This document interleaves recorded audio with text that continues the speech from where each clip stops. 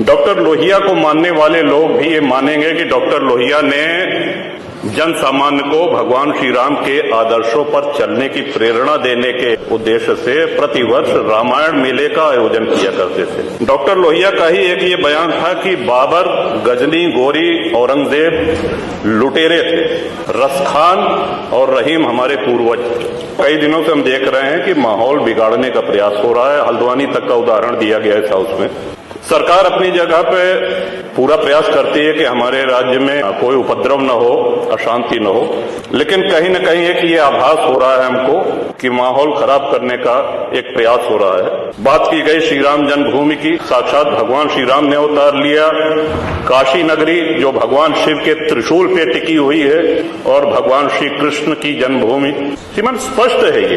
दीवाल के ऊपर शिखर तोड़ करके गुंबद बना देने से ये गंगा जमुनी तहजीब नहीं होती, आक्रांताओं द्वारा तोड़ा गया है।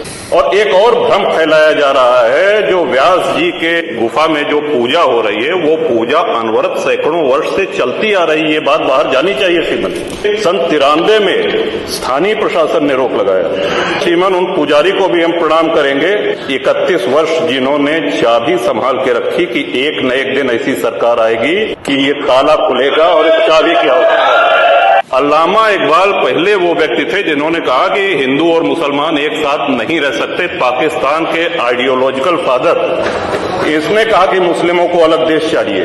जिन्ना को रास्ता बताने वाले, जिन्ना को उकसाने वाले, और पाकिस्तान के पक्ष में भारत के मुसलमानों ने वोटिंग करी जिसमें 98% लोगों ने कहा कि हिंदू और मुस्लिम साथ साथ नहीं रह सकते। इस बात पे लेकर के बंटवारा हुआ और सारे जहां से अच्छा जो कविता सुनाई गई वो अधूरी है। 2 पंक्ति उसकी हम भी सुना दे रहे हैं कि ए आब रूद गंगा वो दिन है याद तुझको, उतरा तेरे किनारे जब कारवां हमारा।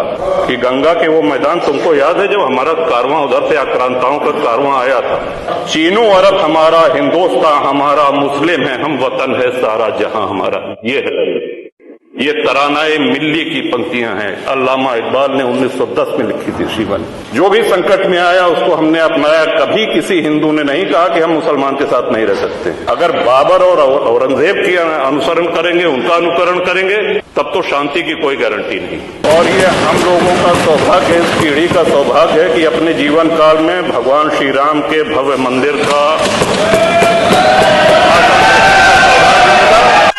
मेरा ये भी मानना है कि आदि शंकराचार्य के बाद अगर कोई सनातन उत्थान का और हिंदू उत्थान का कार्य कर रहा है तो श्रीमान नरेंद्र मोदी।